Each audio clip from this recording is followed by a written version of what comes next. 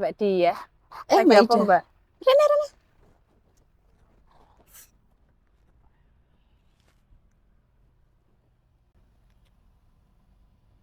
Wih, mas-masanmu akeh men to, Mbak Dia. Alhamdulillah Mbak Ida.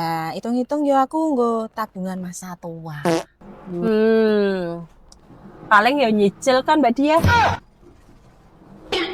Sorry ya Mbak Ida ya. Mbak, aku kok anti ya sing nyicil-nyicil ngono kuwi. Aku tau ngene-ngene iki to, Mbak. Nabung sik, kok nek wis nembe duit, wis ngumpul akeh, nembe tuku mas-masane. Tak koyo sampean maksa ngredit.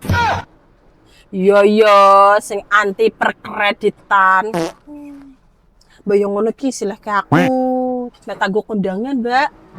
Lho, ben ra kosong tanganku. Ento apa ora? Mau nyinyir-nyinyir ngece-ngece, saking ngerayu-ngerayu. Terus nyanyi sing di.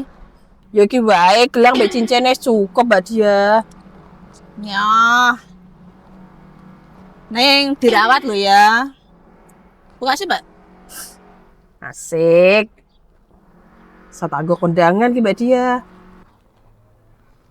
Dirawat lo ya.